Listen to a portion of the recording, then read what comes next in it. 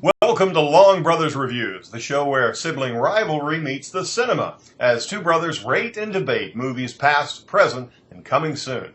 I'm Mike, and this week's episode is sponsored by Smirnoff Vodka. If you want to get hammered for cheap, this'll get you there. Smirnoff Vodka. And I'm Todd, and this week's film is Poltergeist, starring Sam Rockwell, Rosemarie DeWitt, and Kennedy Clements. The film is directed by Gil Keenan. This week's order was decided by a comparison of auto insurance premiums. So, Todd, you're up first.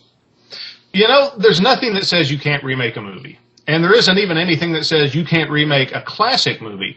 But if you're going to do either one of those things, you have to ask yourself, what are you going to do that adds something significant to the original story?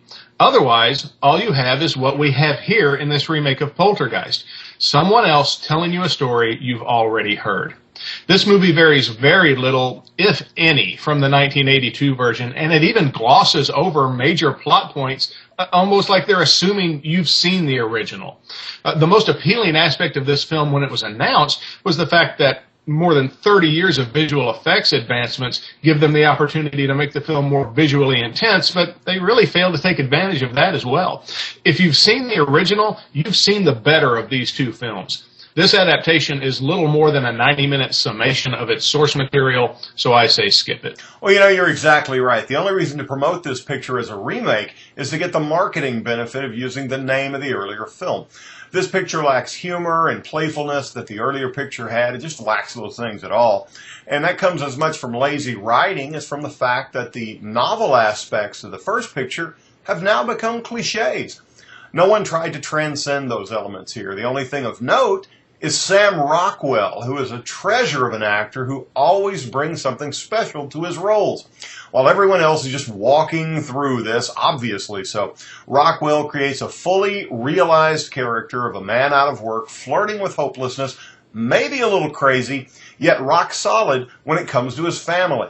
Sam Rockwell delivers a master class. I hate that term, but it's the only one that fits. He delivers that master class on taking a pedestrian role, making into something mesmerizing without chewing the scenery to do it. The movie's not worth your time, but if you're interested in the subtleties of very good acting, catch it for Sam Rockwell. I thought this was a waste of his talents and not his best work. Well, there's a scene where he's trying to purchase some things and his credit cards keep getting turned down. Now, that's the sort of thing that is not a glorious kind of actor's scene, but he takes it and makes it into something special. You begin to see this, you talk about acting with your face. All you really see is this guy from the waist up, and you see this sort of panic rise up in him over the course of just a few minutes. And that's the sort of thing that most people kind of ignore. You know, there's a saying among actors that you save it for the close-in shots, and you do body acting at a distance. Here he is really pouring it out in a scene that simply had no requirement. It could have just been, we see that he can't afford things. He's running out of money. But instead, you get the picture of this guy going, oh, crap. Surely this is a mistake, but he knows it's not. I have been gainfully employed pretty much nonstop since the age of 21, so well over 20 years, and I've never had a realtor say they would sell me a house even though I had just lost my job, which is how it starts. Sam Rockwell's been laid off from work, and they have just bought a house. And in the course of the conversation, mentions to the realtor when she asked where he works, says, "Oh yeah, I work for John Deere Corporate." And she starts talking about how great John Deere is, and he said, "Well, I'd agree with you if they hadn't just laid me off a month ago." Doesn't even miss a beat. Okay, well, how much you want to pay for this house, Mr. Out-of-Work man who has no job and no income, and the wife doesn't work? So I thought it was a little odd. Plus, there's the scene you're talking about. As soon as he finally does get the stuff he needs at the kind of Home Depot type place, he goes across the street to the mall and buys several hundred, if not thousands of dollars worth of just frivolous stuff for his family. He buys his son a drone camera, buys his wife expensive jewelry, buys one daughter a new iPhone. Where's he getting this money when all his credit cards were getting declined less than 5 minutes prior to this? This is what I mean by lazy writing. Yeah. The things that happen in a picture have to comport with reality. But in this picture, they happen because they are conveniences for later use. The reason he suddenly appears with all that money is so he can buy a drone that they can fly into the maw of the creature later on. There's no other reason for that. In this picture, like a lot of lazily written pictures,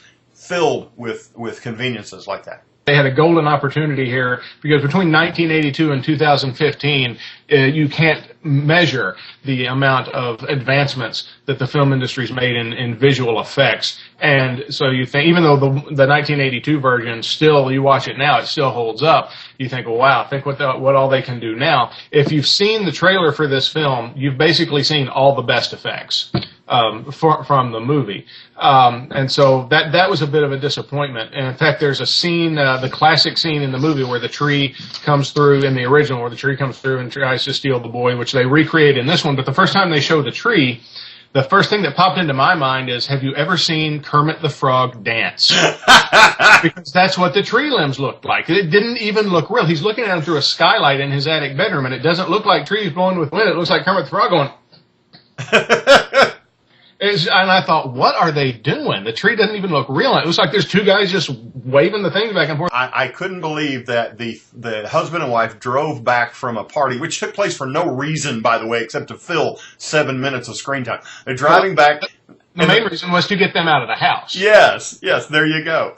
And he looks up, and his son is in a tree in a storm outside at such a height that he would die if he fell. Is that our son in a tree? Oh, I better pull over and go check on him. Really? They go to this dinner party, and they leave the oldest teenage daughter in charge of the kids. The little girl disappears through the wormhole or whatever. The little boy gets eaten by the tree. She herself, the oldest daughter, has corpses coming up through ooze in the garage.